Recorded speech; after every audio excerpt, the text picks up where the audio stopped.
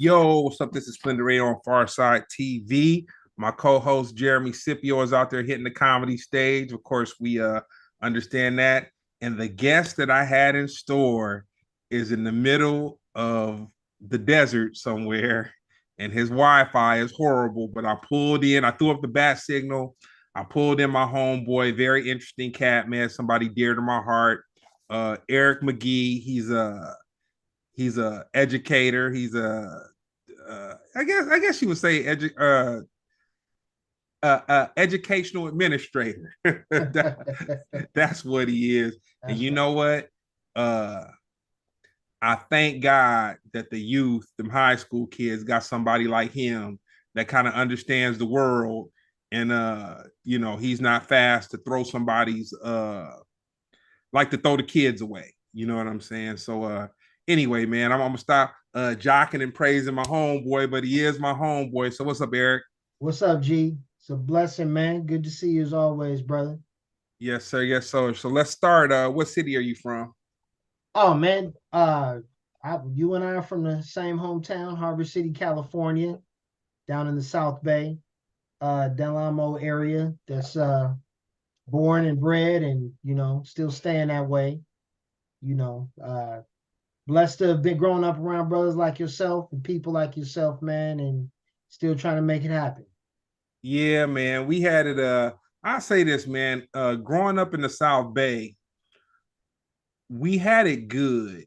And the reason why I say we had it good is because we came from a very multicultural community and nobody really was down for anything that was just too far outside the lines. And Yeah, so our experience was kind of learning how to deal with or to coexist, not deal, but how to coexist with Samoans, Filipino people, Japanese people, Hawaiian people, black people, like just so yeah, many um different walks of life, man.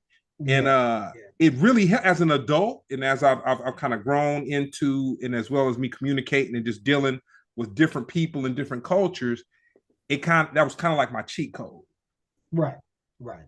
Well, we because when you get older, people tend to segregate themselves more, let's say. And just, because of the demographics we grew up in, which, I know my parents migrated from the South to come out here and the community that we're from, people had to go to court because they weren't selling houses to black folks in here. And my pops was in the real estate business, similar to you as well with your father. And that's why they came this way because of our opportunities and we were fortunate, I would say, to have a multicultural upbringing, and it does help you. You could deal with different types of people when you get older because we were around different types of people, and it was a tolerant environment. You didn't have the racial black Hispanic problem here that maybe existed other places or maybe still exists. So it was good in that way. We went to school together, played at the park together, hung out together. It was just a good upbringing. You know what? Me thinking about it, um, you know, famous music group from Harbor City Projects. We're gonna give War a shout out. Right, right. That's all War really was Absolutely. a mix of the indigenous people here to Harbor City, the Right, Hispanic right. people, and it's a trip because um I forget about it sometime, but we had like when we were coming up, a strong um I guess, fellowship with the Samoan people as well. You know what I'm Absolutely. saying? Where Absolutely. it wasn't foreign to us to just deal with all these different cultures. Right, right. You went to school with them from the time you started going to school. But you mentioned war. When you think of war, the two musical entities I would say that you would associate with Harbor City, our hometown, would be War, and then the other one would be Uncle Jam's Army. So when you say, though, that's the sound of our community, War that had an ethnic sound to them with the Latin drums and the horns and so forth.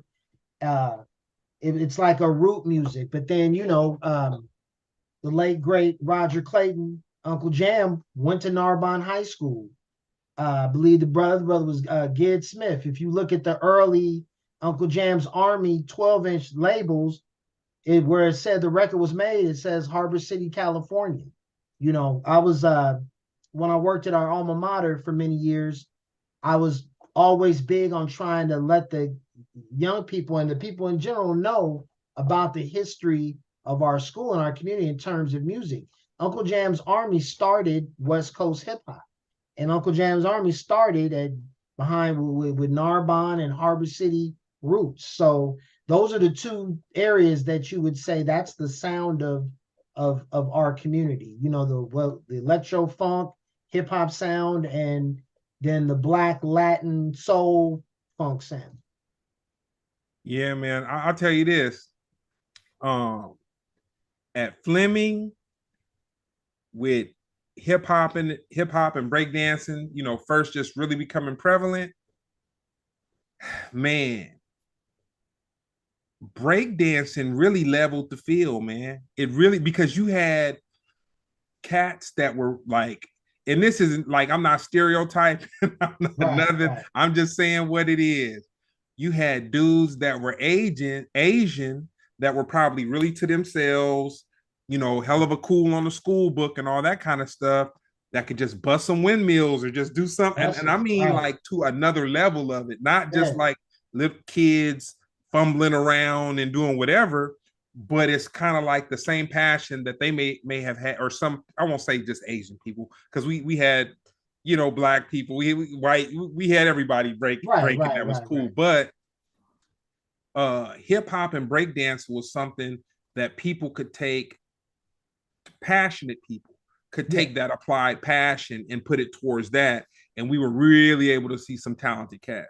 No, and see, yeah, Filipino cast, Yeah. breaking, and there's a lot of different ethnicities. I think, with the pop lock, in which just from my youth, uh, Harbor City Park days, I have vivid memories of cats pop locking, and that was more of a black exclusive black thing from my perspective at that particular time. But then when the breaking more came in, it started to become more multi ethnic, which people would argue that hip hop isn't a culture, but for you and I to see where it started with and its influence in different areas of life and the different ethnicities that became involved in it, it was really an organic kind of thing to see. Someone I saw a picture somebody posted. There was a club that was at Knott's Berry Farm, man, and I can't think of the name of it right now. But we took a junior high school with middle school now field trip to Knott's Berry Farm, and I remember being in there, Castlemar Junior High School from Fleming, they were pop locking and breakdancing really against these other dudes. And my one partner, Asian dude, uh, he did, what was that, when you jump up and just land flat like the atomic drop? I Oh, was like, whoa, yeah. man. I don't know why that picture brought back a lot of memories and just talking about this. My man, Willie Ramsey, props to Willie. He grew up around the corner from me. Like, man, Will busted the atomic drop on him. You know something funny. And I'm gonna tell Tim when we have our next meeting, and we're gonna drop a couple jewels on that. Something that you Yeah, you pulled me into that I'm very grateful for. yeah, yeah. But I was probably about 7 or 8 years old when I first met Tim Right. Tucker, and I don't know which one he was, but it was Mantan and Pookie, and Man, they come were on. Come on. That's they were synonymous. legendary, man. Right, right. They were synonymous, That's and what I I was mean by the pop locking. That's what they were doing. and Carolyn Davis lived on my street next door to Freddie, which Right, Freddie is big in Atlanta. He's right. doing his thing as a newscaster. I But tripped off of that. Yeah, man. Right. dude, I'll tell you something crazy. Freddie used to stutter, dude. He used to stutter beyond um comprehension. Like it was, he stuttered bad, and it's Right. very interesting because I don't know what type of train or what he did, but to see him as a newscaster, he doesn't have any speech impairment, dude, and that's No, amazing. and he goes viral just from his local area. And when I saw the last time, I'm like, man, that cat grew up in my neighborhood right there. We got a lot of folks that are touching different areas, man. I'm proud of that cat though, man. He's majorly. I know he was younger than me. I think he had No, he's central. younger than me. That's right. That's Yeah, right. he's a year younger than me, but he didn't go to Narbonne. He went to I think he went to St. Bernard. He went to not Bernard's, but he Or went to Bishop maybe. Bishop Montgomery. He might have went Right. to We Bishop had it was Montgomery a because few I remember he cats was in our neighborhood that yeah, did. he didn't go to Narbonne. Right. Right. But yeah, Another dude too that's on. He's in the media. O'Kelly Morris O'Kelly. I think he grew up around the corner from me too. and then if we speaking on that topic, we Right. gotta give a shout out to James DeJour. James LeJour. I Come know on, him as man. I know him as his God given name. So the last Right, right. I don't say his government name. perform My brother. the performing name. Right, right, right. But yep, Super decorated proud of actor. my man. He's the way he got into business. He doesn't even know this. I use James as an example when I talk to kids. James had a work ethic. That's what that takes you everywhere. G, you know what I mean? And if you got something and you want it, you got to go get it. And that's how I remember Brother Jay going to get it. And he's carved a place out for himself with it.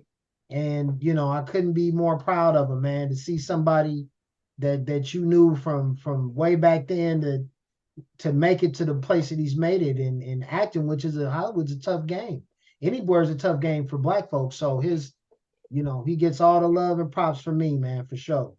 Dude, I'll tell you something crazy. So I don't you are probably one of three people now that I deal with from where we live and where we come from. I just Right. dude, it ain't nothing personal, whatever. Yeah, But yeah. it's more or less like, man, I've just been at a point in my life for the last 20 years, not even just 5, 10, or just whatever, where like I just gotta be on the same level with somebody. Like and not that I'm above or better or just whatever, but or the same trajectory, I'll say. Or Right. whatever. But man, my partner in crime, well, it ain't crime because we ain't committing no crime, but the dude who I go out to some of the little Narbonne events and all that kind of stuff with, Lance Senasano, Oh yeah. his pops was who taught Bruce Lee the Filipino martial arts. His pops helped Bruce Lee get his first dojo outside of when he came to LA, which is a brick building off of Normandy and Sepulveda. Right. That's some other stuff. But so with Lance took the band route. He didn't mess with the martial arts, all that kind of stuff. Everybody thought he was crazy. He was just like, man, your Right. dad is Right. woo Right. woo. Pops is kicking it with Bruce Lee, whole nine, whatever. And then his father's very famous. You know what I'm Oh yeah. saying? Yeah. Daniel Inosanto, very famous. So anyway, I say all that to get where I'm going. So when Disney bought out all this Star Wars stuff, on my off days, like like Saturday, Sunday, I'll start watching these little Star Wars series that they do. That's like a movie, but it's a series. So I'm over here and I'm just hooked. And whenever I tell people about Lance's father, I'm like, I don't know the movie, but he was the one that was fighting Bruce Lee with the sticks. I just Right. like I just do the sticks. So I'm watching the Star Wars movie, and it's a chick, it's a girl, and she's older, half Asian, and she's working this dude. And something just told me, like, that's Lance's sister. You know Right. what I'm saying? Right. Because Right. she was heavy into the martial arts too. Right. So that was one series of Star Wars. So this last series that they had, which was a whole nother thing, but it was where like I guess the one series that I saw was like the young her, but then they had a whole nother show where she was something else, and she evolved into something else. And it was a trip because I was just like, I was like, damn, you know, I know who this actress is. And whatever. Yeah. I go look at IMDb, Lance's sister. Right. No, I just recently realized that was her myself. I'm like, man, she's big time, big time. You know, and like you saying, Lance did the music route. We had a lot of the partners from back then.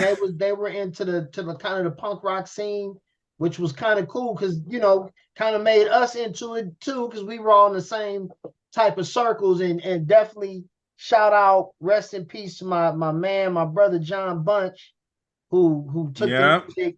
Man, I go back with John Bunch. And then I remember there was a period of time my first apartment, I didn't have like cable or anything. So it's like a black hole. There were things that were going on and I didn't know were going on. And I remember when I moved and I had MTV again and John Bunch is a rock star. And I'm like, man, that is my dude right there. You know what Dude, I mean? I mean, there. going back, Little League Baseball, the whole thing. So and I remember the last conversation I had with him before he passed away. I was telling him how happy I was for him that he was still doing music.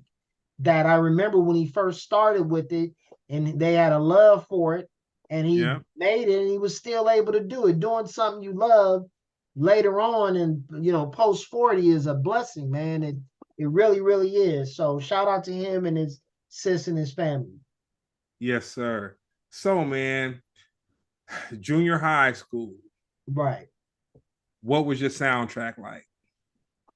Ah, wow. So I'm gonna tell you one of the first albums I think of for junior high school, the Times debut album, I think came out when I was in the 7th grade.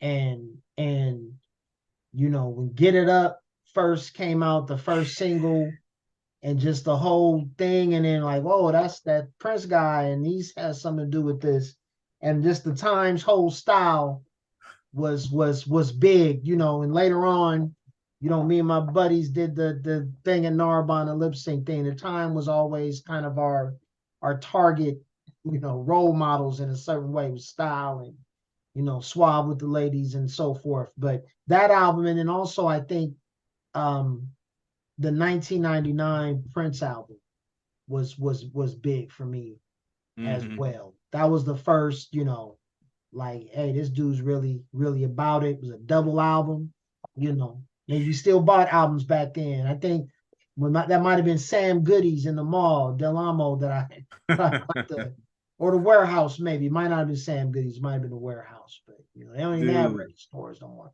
But that's the two. That's the two I would say. That's the two I would say for junior high school. the youngsters right now, and I'm gonna have an old man moment. I'm gonna Yeah. have one because I got to. They'll never know the excitement to read liner notes, man. They'll never know what it was like. I mean, that was so the artwork to an album. So if anybody is younger, just whatever, when an album came out, the album had the album cover artwork, it had the inside artwork, and then it had the liner notes, which might have been the lyrics to the songs, and then the thank yous. And dude, you wanted to see the album cover, read the inside of the album, and read the liner notes just as bad as you wanted to hear the music, Well, man. it was a whole process, man, and you had to, but we come from the P Funk album covers were like comic books. If you were into Pedro Bell and them were doing all kind of stuff, and then also like I was a big Rick James fan too. I don't know if the Street Songs probably was elementary school, or else I Mm-hmm. would say that because Rick James was a big fan of his. But on his album covers, he was always portraying himself to be like a hero saving people. You know what I mean? Mm-hmm. Flying through the air or busting through a wall, or it was a lot going on. What with the youth today, they have the internet and there's the digital release, which could present information to you. That's different than actually holding the actual physical, album cover in your hand and reading it. maybe pinning it on the wall. I had the Rick James and the Zap albums. You know what I'm saying, The with the tats poster. and the, in fact, the office I'm sitting in right now, it was my bedroom when I was a kid. So I literally had them like right here on this wall, because it was always big. Zap and Roger had cool album covers as well. Man, Cameo. I remember my sister, rest in peace. Yeah, man. Blessings, man. Yeah, man. Broke my heart. Broke my heart for real. But I remember my sister would have pictures, posters of Dr. Funkenstein in her room, and he used to scare the hell out of me, man. Yeah, yeah, yeah. Because it was like this black person that looked like Kiss, and he probably wasn't androgynous, but then I kind of just in my mind, probably just being a young kid and just seeing something that was just so way out to me, my mind probably just programmed androgynous. But I just Right, remember right, right. looking at that and just I couldn't even get into the music, man. I was so terrified of that. And then in my later years, I sneak into her room and she tell me not to mess with her records and whatnot, and I start listening. And I was like, man, and it's crazy because the same way that I could say breakdancing and everything, kind of like how hip hop, the wave of it kind of came in and just kind of took everything over. Mhm. Once I heard like Funkadelic and I really listened, and this is, before, not drinking alcohol or anything like that. But I remember thinking, like, man, these guys are masterminds. Oh yeah, oh You yeah, know what I'm saying? Like they yeah. were they were black musicians playing a music called funk, but at the same time, they weren't good musicians. They were like everybody was like at a level of excellence, that was dealing with them. And I just remember being a little kid and going from being scared of Parliament Funkadelic to just hearing this music and just I didn't know how to articulate it or anything, but I was just like, man, these are some very talented musicians. Right, right. Well, me, I was always uh, they were appealing to me because just of the aesthetic of the spaceships flying and the different characters and stuff. Like I said, it was like comic books, and the songs. I follow a couple of sites that are about LA radio, like from the Mhm. 60s and the 70s, and the stations we had, the K Day, KGFJ, KACE, that played all this incredible music. And I would hear the hits, when Knee Deep came out. I'm like, man, this is incredible. So reading who played in the band, and then you had Bootsy and the Brides of Funkenstein. It was really a mind blower for me. And then as I got older, it just became like more so. I surprised my daughter and bought her a Aqua Boogie shower curtain.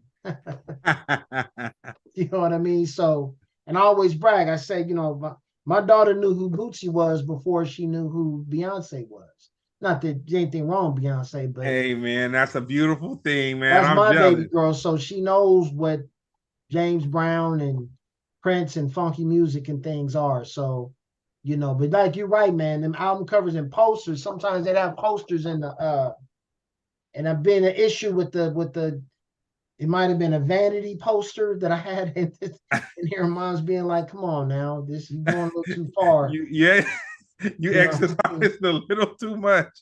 Prince took you to that line, like what he was talking about and the aesthetic, and I was kind of turned on. Seeing him on might have been the midnight special or one of those type of shows that was on late on Saturdays, and he's performing. He got his underwear on. That's kind of different. It's Yeah, a guy, little dude with his drawers on with the stage. high But heel, with a high heel right, right. stiletto. You know what And I'm I'll saying? and I'll never forget he was cool before, but it was the Dirty Mind album. And my Hmm. man down the street had it, Philip Jones, Okay. and he played it, and I actually listened to it, and in particular the song Uptown, like the place that Prince was talking about on that song. Like I wanted to be at a place like that. I wanted to Huh. go where the women was dancing in the streets, and And this whole thing, you know, if you think about the words of that song, it's like, man, I'm trying to go somewhere like that. That sounds like a cool place. This uptown sounds really cool to me. So ever since then, you know, that was the guy. That was the guy. I'm glad we having this conversation. Every weekend I listen to an album in its entirety. Yeah. So whether it's hip hop, whether it's because I just believe like kind of how people were kind of like, man, this is an ancient tongue. We can't forget how to speak this language or speak this whatever. I'm not gonna forget how to listen to an album, man. No, I no. know that there's music, that there's a whole bunch of songs and a whole bunch of stuff out there, but I listen to one album. But you have just helped me because I don't know if it's gonna be Dirty Mind. I don't know if it's gonna be Controversy. I don't know if it's gonna be 1999. It Right. probably won't be 1999. It'll be between Dirty Mind and Controversy. But I will listen to a Prince album in its entirety this weekend, though. You know, I have to do that because I have I still have an iPod. I'm not an iPhone person yet, but I have an iPod I'm and I got Samsung one that too, man. right. I got one a couple years ago that has like a tremendous amount of memory on it. So like, you know, before I had to scale my playlist down to make it fit, but now I have these huge mammoth playlists. You know, my Prince playlist has albums and 12 inches and live. You know, I'm a big live music fan. I'd rather listen to a live album than a studio album. And you know, so my Prince, I call it macro Prince. It's just everything. Thousands of songs in my Prince playlist, but I need to get back to listening just to albums. I recently in fact, it's saved just as an album. There's a Junie Morrison live album that just came out. I want to say last year, and it's I still play that. That's one of my drive to work albums. You know, Junie was with the Ohio Players, and then Come he on, joined man. he When Juke joined P Funk, and he's like a mastered musician, multi on them instrumentalist, keys, man. vocalist. He was the man, very very unsung. You know, rest in peace, Junior Morris. He died a couple years ago too. Sure did. I want to give a shout out. We got a little chat room. You know, it's kind of thin, but we got a hair slanger. They threw up AUT-O-Matic. You know what I'm saying? Oh, okay, I know who that is. That hair slanger texted me. Oh, okay. Right, ATO-Matic, the lady cab driver. Yeah, 1999 as an album, man, is just the that's the ultimate right there. Yeah, DMSR, uh, man. International Love. It just is so many of them. So as we've taken this trip, and we got some other interesting things that you and I got going on too. Right. But as we progress and we move on forward, your senior year of high school, you're about to graduate. What did you think your path was going to be? Wow. You know, I don't know, and that probably that probably was That's fair. part of the problem.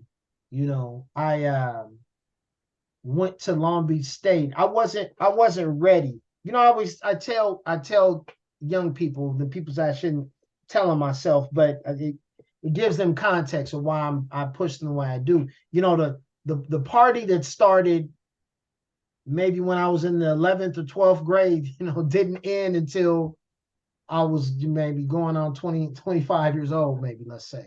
So my attempts to go to school and pursue something solid weren't done with full integrity, let's say, at that time. So I don't know. I probably should have had a better plan. I needed to go through some things to be able to become the person that I was supposed to become. You know what I mean?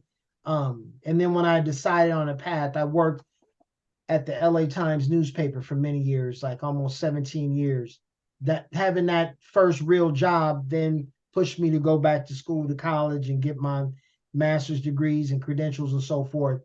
You know, but I needed to take some responsibility for myself and make a way in life so I'd be able to be ready for, what was to come. You know what I mean? So I I tell the kids, don't take time off. have a plan, but be versatile with your plan because things will change. You'll have a change your heart, change your opinion about what you want to do, and just have the ability and the tools to be able to pivot and move, and find something to do that you enjoy. You know, for me, man, I was in a junior college for more years, so long that I'm embarrassed to even say how long I was in junior college for. Man, that was a shoot, man. That was probably a basketball career, a football career, almost for some people. But what I learned was, you have to be you have to find out what makes you passionate, and when you Yeah. when you figure out what makes you passionate, you could excel. I can remember Miss I cannot remember the dean's name. Was she she yeah, she was a dean. I can't remember her name, but she said to me, she said, even if you go to junior college, that's gonna be a waste of time. she was like, she was like, you are a rap young man. You are just Right, out right, there. But this is the thing. I wasn't a dummy. I just wasn't motivated. Like I just had right. no passion. I wasn't into it. And then quoting my father, which he says this all the time, which is one of his little things or whatever. But this is cliche as cliche is. When the student is ready, the master will appear. You know what I'm saying? So you can. It's good that you still have the faith to speak to the youth, and the youth are lucky to have you. But it's kind of like sometimes you just have life experience, and everything that didn't make sense just at the snap of a finger, it's like, oh, Right, I right, get it. right. So both of my parents were educators. Pops Okay. started. My mother retired as a teacher. My dad was a teacher and then went into real estate full time. So uh, me not going to college wasn't an option that was presented to me ever. Um, but again, I had not. I stopped taking school seriously. It wasn't until I was working at the LA Times, a full time job, driving to downtown LA, being around different people. The other thing, we went to school in a 2-3 mile square radius. Fishbowl. Right. So I needed to venture outside of that environment, and that was important. But then having a full time job, and then I saw there was a program in Harbor College where you could work full time and go to school full time and get your AA in 2 years. So I did that.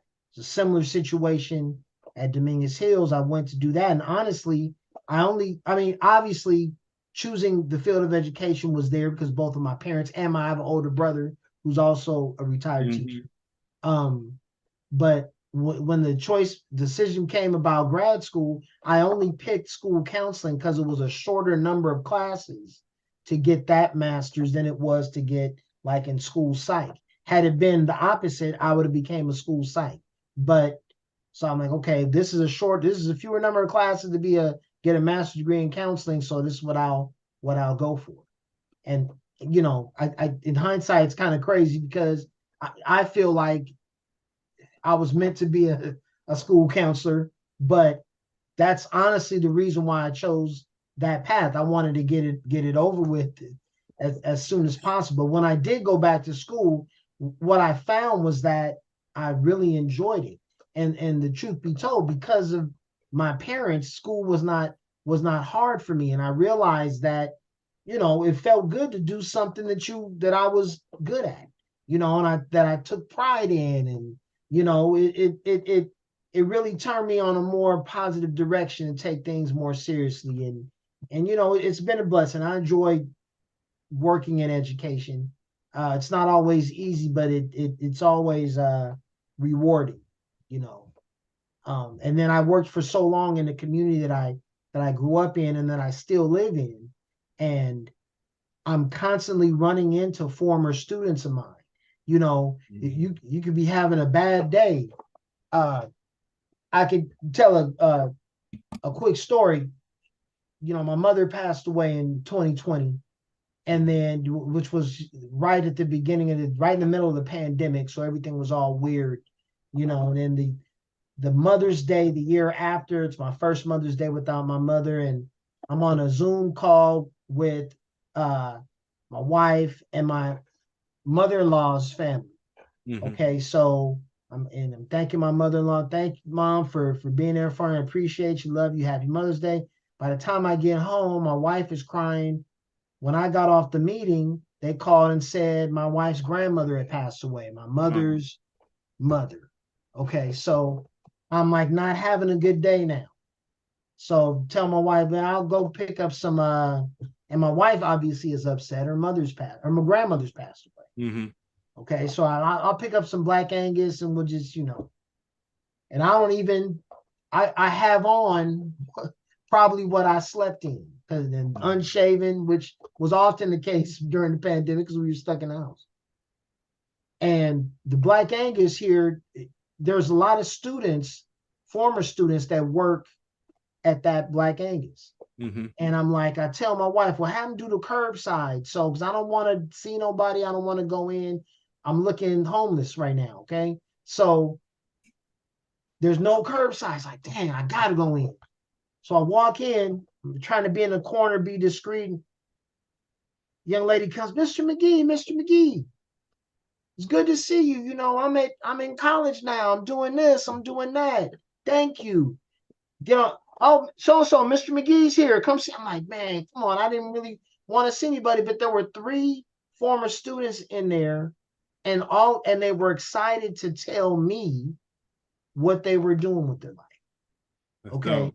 So I left like, man, I'm still having a jacked up day, but that felt good. And then, being in education like moms, like pops was, it gives me an affirmation that I feel like I'm doing something that they would find, worthy, that my dad Oh, would find legacy. worthy. He wasn't an easy person to impress or please all the time, but I feel like I'd say, okay, pops, I try to do something, man. Hopefully you dug it. Nah, that's dope. That's Yeah. real dope. And you know, uh someone that reminds me of you. No, you remind me of him. He came before you. But the OG, man, Mr. Backstrom, rest in peace, man. Mr. B, right. Mr. Backstrom was a he was a figure in my life, I'll say from playing basketball in the Narbonne gym for the team that I played for up at the park. You know what I'm Right. saying? And Right. running the game when he was a referee. I didn't even He think refereed, right. He didn't think about that refereed right now. those games. But Yeah. on to me being in high school and getting into several, well, it wasn't several, but I got into a couple little situations or whatever. And Mr. Baxter really helped me navigate. Like the last one was about a girl, and she was in my chemistry class. And Right. homegirl, she was just on me, man. And she was a cute little girl, and I never had nobody like on me like that. But she had a boyfriend, and he had graduated. He was probably in your grade. Either he was 1 year ahead of me or 2 year. But what he would do is she had broke up with him, and so he would come, and so chemistry was 6th grade. So he would come and he would walk outside the class, and I sat next to her. Oh man. And so it was 3 o'clock high. You know, it was 3 o'clock high, him Yeah. walking back and forth past the room. And I remember I walked home and he cut me off in his car and he was trying to trip on me, but one of the homies' fathers came out, whoop, whoop, whoop. And I remember I didn't go to chemistry class, and the teacher had told Mr. Backstrom, he's like, man, Greg didn't come to class. Cause I think the teacher kind of knew what was going on with me and Right. homegirl and whatever.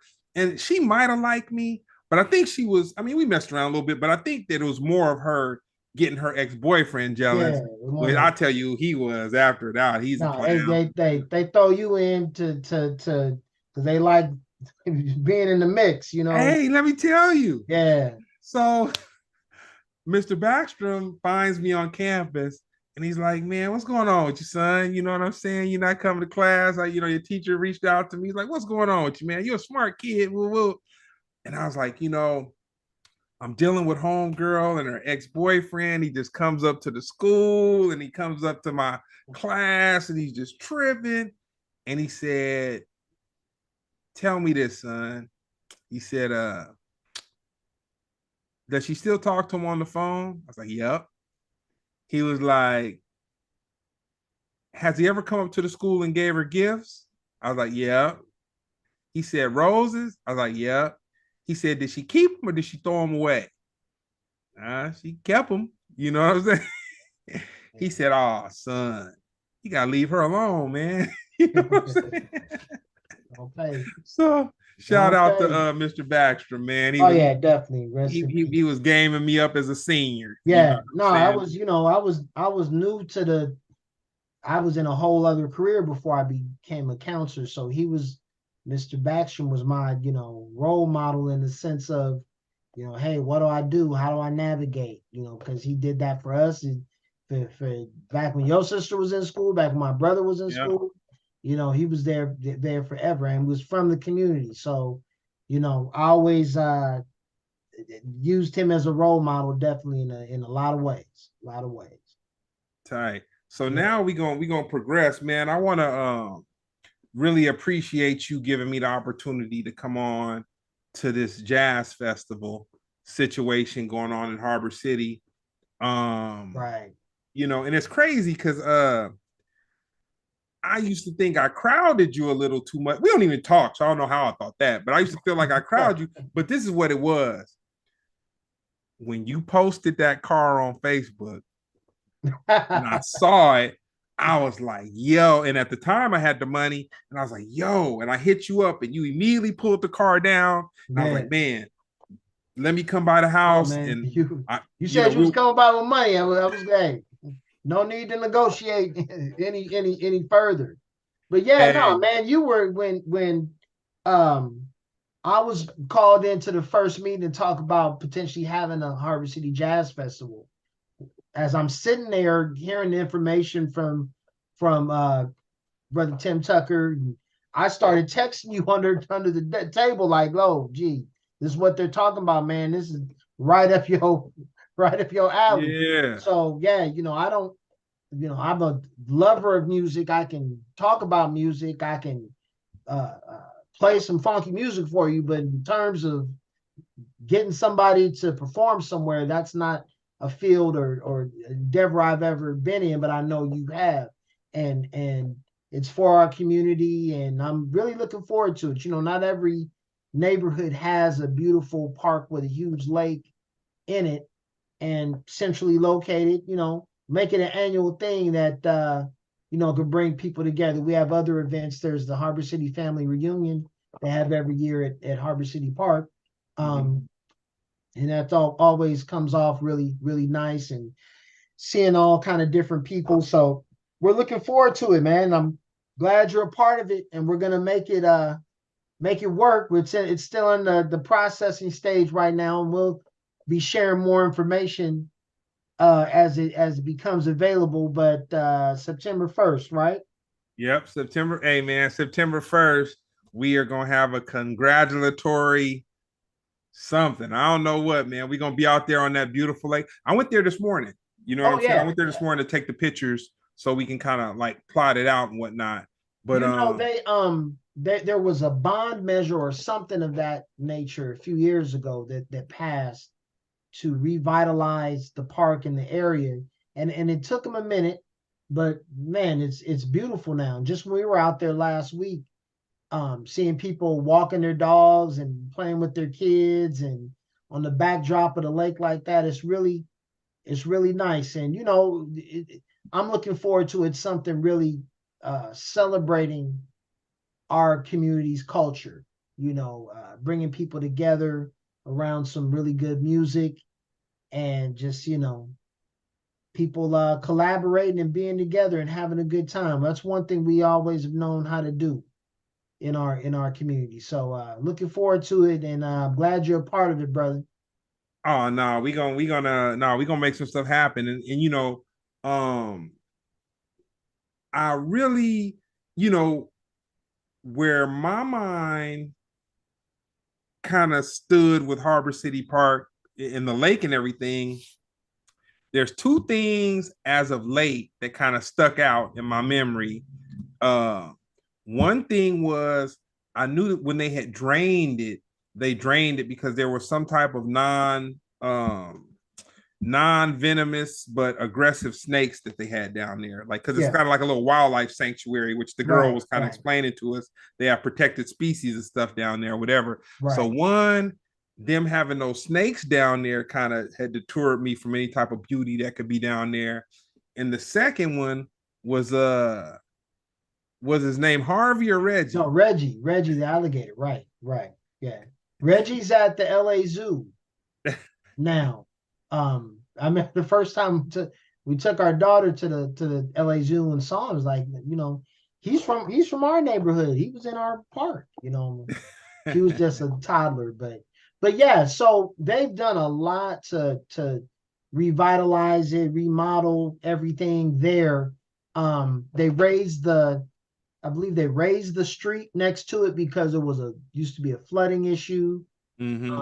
And it's all, in line with the environmental rules. And, the park is Kim Malloy Park. I believe it's named after a gentleman that was a bird watcher or something. So it Okay. really embraces the environment and the species and so forth that are there. But, it's a huge area, and it's a great place to have an event like that, and again, hoping to make it an annual thing. Looking forward to putting a solid lineup together and getting it started and building from there. No, that's dope. So we had some B-roll conversation earlier before we got into you talking about liking funk music and jazz music and all this, that, and the other. I know you also like hip hop. Like I know you, so you just you like it.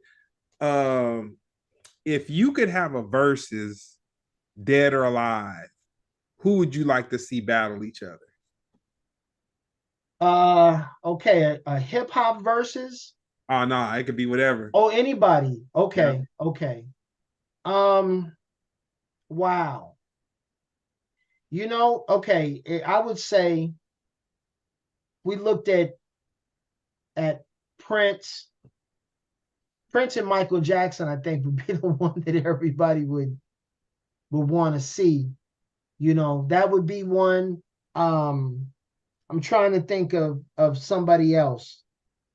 Something if you had bands, because I can argue that the two greatest American bands are Parliament Funkadelic, of course, and Earth, Wind, and Fire, or the Isley Brothers. They're all up in that same type of way. I don't know. That would be hard. I know the hip hop one I wanted to see, but he's kind of acting aloof about the verses thing. But KRS-One and the one with Big Daddy Kane and him was great, but KRS-One and Rakim would be one that I That would would like be to a see. Those would would be two of my favorites. it wouldn't be a knuckle brawl, but it would be less sportsmanship and more MC head up, Right, right. doing their thing. Um, so um you've gone through as an administrator, you've gone through the whole COVID thing with the kids and all that kind of stuff. Um, with the kids being disconnected from school and then coming back to school, um, do you think that made it, or that would be one of the reasons why the younger generations connect so much to social media and stuff like that? It was happening before that, but this certainly I think tied them more to it. I know one thing I saw is you saw a lot of conflicts Mm-hmm. when the children got back in person with each other, which they've been stuck in the house for a year and a half. So that and dealing with that was a situation that would cause trauma, and also just your lack of socialization, period, Mm-hmm. is gonna be a problem. And you see a lot of beefs that happen started out on the internet, on Instagram or whatever, To that Graham. come over into the real world, and now you have children and unfortunately sometimes adults joining in on these volatile situations. The further we've gotten removed from the pandemic, as far as the shutdowns and everything, the better off it's gotten, because now the children are used to being around other people. They're used to being at school. Routines have set in. There's a trust between now the adults, more of a trust between the adults and the schools. You know, the school police were removed from campuses in our district, which I have no shame in saying that was not a good idea Mm-hmm. to do. People have to realize that when there's a problem, punting the issue and basically not dealing with it anymore does not solve the problem. It actually tends to put you in a more compromised position, and that's not something. As someone who's on the front lines at a public school, or just as a parent and community member, we our community needs protection too, and there is a certain amount we can do within ourselves, absolutely. But you know, I'm a school administrator. I'm not a crime fighter. I'm not the police. So it's not. I'm not. My job is to make it home to my family every day, obviously, and to keep the children safe. I'm not for this defunding. I saw there was a documentary I saw on PBS about the fires that would happen in the Bronx in the 70s. People were starting fires. That was a huge thing. Buildings burning up. And the government, local government, and so forth, like, okay, we got a solution to the problem. And that solution involved closing the fire department in the Bronx. Mm-hmm. And I remember, like, okay, how is that how is that going to solve the problem? With a bunch of fires, okay, let's close the fire department.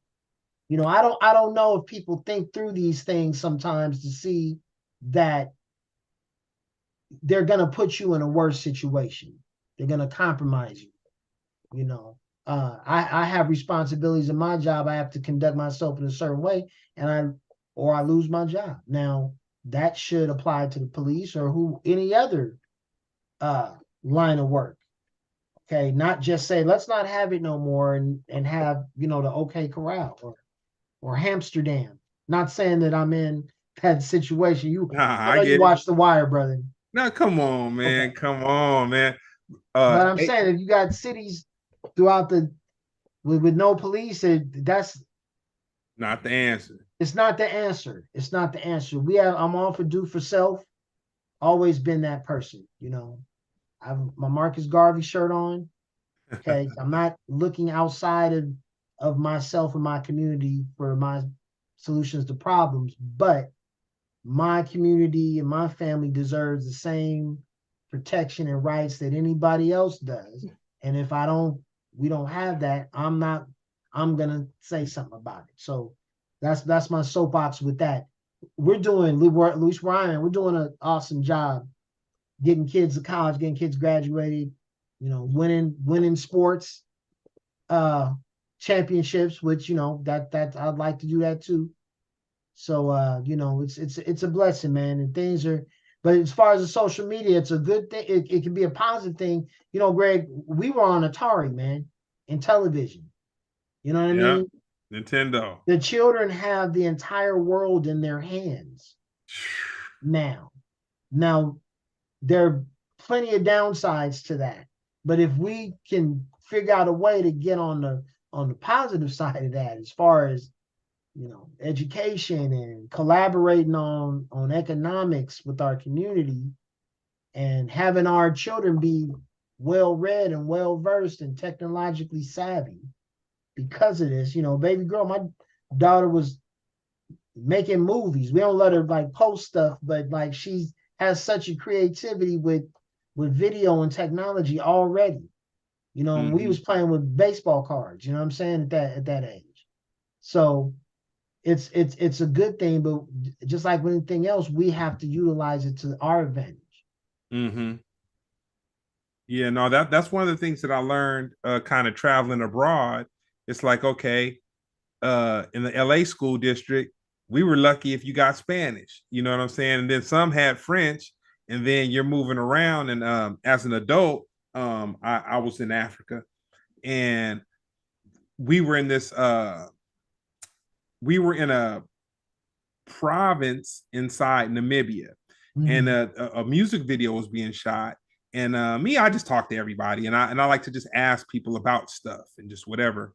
And I remember asking these guys that were there as like kind of hands to do whatever needed to, because it was like in the desert. So they were hands to do whatever needed to be done in the desert.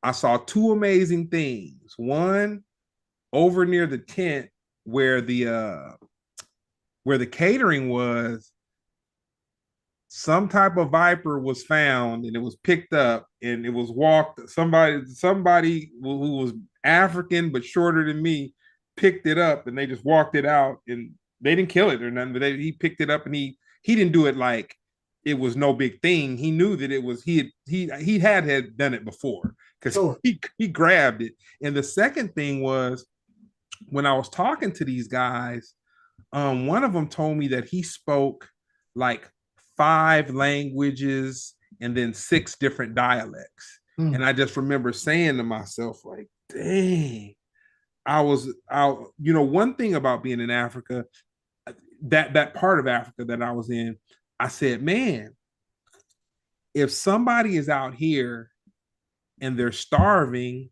there is no trash to pick through. There is no, because the place that we were at, like you could drive maybe 40 minutes into, but we were in the desert. So I was just Mm. like, man, if somebody was out here, there was no, like, Right, it is no trash to rummage through, or just right, whatever. right, Like right, there's right. this. But the second thing was, the African people that were allowed to work with the production, all of them weren't just smart. They were mastermind. Like man, dude, Yeah. somebody to speak six languages and then the same amount of different dialects, and that's just what you need to survive. Like to Right, right. that's Well, yeah, like if you basic. remember, man, they used to when they would want to say that a person was like intelligent, they would say, "Oh, they speak three or four languages." That was a compliment to their intellect to say that to someone. But you know that this whole monoculture movement to anti anything else movement to where they only want English spoken or um just basically negating other cultures.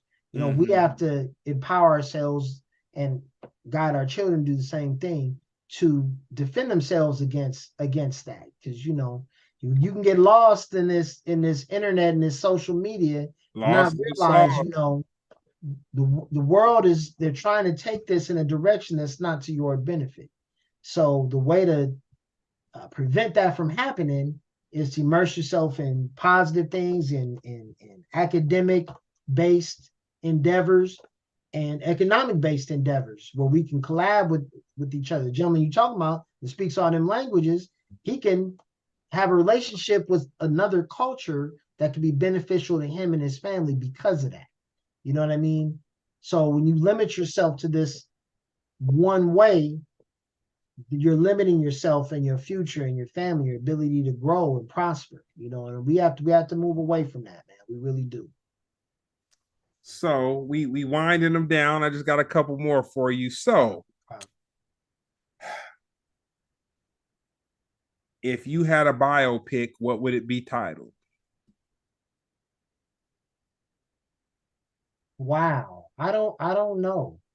I'm what Sounds is like a great title to me, man. well, I don't know. I'm gonna tell you, I'm a Harbor City guy. You know what I mean, and I love my community. People ask me if I'm in another state. I don't say I'm from Los Angeles. I say I'm from Harbor City, and I can explain where that is to you, but that's where I'm from. Uh, so I don't know. I think my parents' quest to come here, and then thus my experiences, our experiences after that, would make a good story. It just wouldn't be necessarily about me, but we have similar experiences, and all the different brothers that grew up in this neighborhood have some similar experiences. So I don't know what we title it, the woods or something like that. Oh, the rail. The rail, man, stop it. Call it the rail. Rail was a place we hung out at in high school. So I Oh, got a picture on there. I took a picture there not that long ago, actually, and for Mr. Backstrom's memorial service that was there. oh, okay. Fact, a lot of cool stuff happened over there. You know, Yep. Yep. If you could handle walking the rail, getting right, roasted, getting roasted by about 20 to 30 young men of all nationalities and hues, you know what I'm saying? You can right. survive almost anything. Not that, and then the young ladies would try to act high post, but then they weren't avoiding walking by there. So Yeah, you man. you say what you want, but you were breaking yourself to get seen in that particular area. Yes, sir. Yeah. So I'm gonna hit you with the last one, man. Okay. Advice for your past self. Hmm. You know, I would say, got to be patient. Be patient with yourself. You know what I mean? Things aren't always gonna work out how you want them to. Um, I could say I wasted some time, but then I also know that I went through some experiences. I always say, had I stayed in college right after high school and not stopped and gone back, I probably would have never met my wife Mm-hmm. because I met her when I was working at the LA Times. And then we reconnected later, but you know, um, and who's to say I wasn't thinking about getting an education? All the great experiences I've had in that field, I probably wouldn't have had I stayed in college right after high school. So life worked out how it was supposed to. So that's what I would say. We would say be patient. And obviously there's some things that I wouldn't, in hindsight, wouldn't have done. But we were young and Living. that we were living. And there was also, around the time, maybe a couple years before I finished, and then probably a couple years after there was a lot of partying and having a good time going on in our general circle.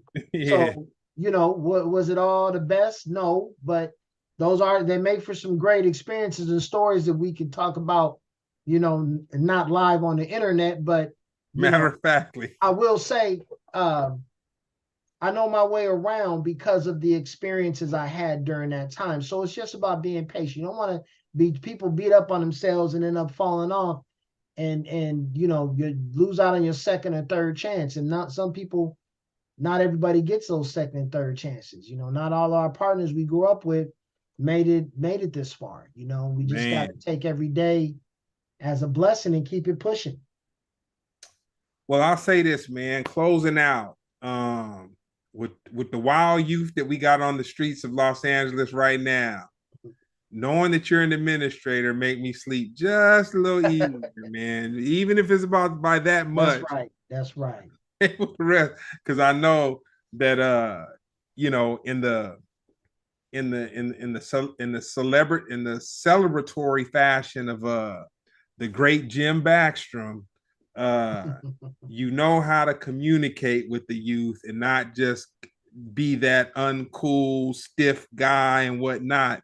And honestly, the kids need somebody they can communicate with, man. Yeah, You don't have to agree. It's not about agreeing.